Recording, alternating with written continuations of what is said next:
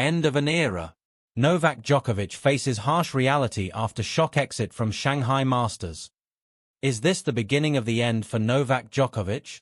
The 24-time Grand Slam champion, one of the greatest to ever play the game, has just suffered another setback, this time with a shocking early exit from the Shanghai Masters. Once known for his unbeatable dominance, Djokovic now finds himself facing new questions about his form, focus, and future. At 38, the Serbian legend is still defying time. But younger rivals like Carlos Alcaraz, Jannik Sinner, and Holger Rune are coming fast, bringing speed, power, and relentless energy. Could this loss be a sign that the Djokovic era is finally fading? Or just another chapter in the story of a champion who always finds a way back? Fans are divided, analysts are debating, and the tennis world is buzzing. Has Novak finally met his match, or will he silence the critics once again? Stay tuned, because what happens next could redefine the future of men's tennis. The conversation around Novak Djokovic has been gradually shifting from his record 25th Grand Slam triumph to his impending retirement, with the 38-year-old finding it increasingly difficult to catch up with current stars Carlos Alcaraz and Jannik Sinner in five-set tennis. On Saturday, rumors of the Serbian tennis legend hanging up his racket sooner rather than later gathered steam after Djokovic's exit from the Shanghai Masters with a defeat in the semi-finals. What made the loss even worse was that it wasn't against someone from the ATP Top 10, which has largely been the case in Grand Slams over the last 2 years, but a qualifier by the name Valentin Vatrou, who is ranked 204th in the world. Vatrou continues fairytale run, pulls off biggest win of his career. Vatrou had beaten Indian-American player Nishesh Basavaredi in the qualifiers to earn a place in the main draw, and would go on to defeat the likes of Kazakhstan's Alexander Bublik and Denmark's Holger Rune, ranked 17th and 11th respectively, en route to setting up a semi-final meeting with Djokovic.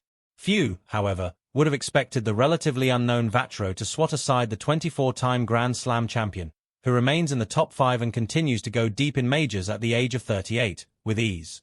The Monegasque player pulled off the biggest victory of his career so far with a 6-3, 6-4 defeat of Djokovic to set up a date with France's Arthur Rinderknech, who also happens to be his cousin, in the final. For Vatrou, who is set to climb 150 places on the ATP rankings, his fairytale run in Shanghai might just be the beginning of something special, a turning point in his career that the 26-year-old will be hoping leads to a place among the top 10 and possibly Grand Slam glory down the road. Decision time for Djokovic. Djokovic, meanwhile, was served yet another reality check. The veteran star had previously stated that he would no longer be able to compete in five-set tennis against the likes of Sinner and Alcaraz, who appear to be playing on a different level at the moment. Djokovic, however, had insisted that he could maintain his intensity over 3 sets outside Grand Slams, which is why the Shanghai Masters was a litmus test of his ability to challenge younger stars in his late 30s. And with Alcaraz withdrawing from the tournament and Sinner retiring from the third round due to severe cramp, the path appeared clear for Djokovic to collect his 101st ATP title. Djokovic, however, could hardly keep up with his opponent, who's over a decade younger, across the 3 sets, which will certainly play on his mind as he sits down and ponders over his future in professional tennis. Djokovic will be heading to Saudi Arabia next, where he will be competing in the Six Kings Slam and is set to earn $1.5 million regardless of his performance on the court. But he will certainly have to think hard over his participation in the Australian Open, his pet Grand Slam that he has won 10 times. Either way, it's highly unlikely Djokovic will be competing in all 4 Grand Slams next year.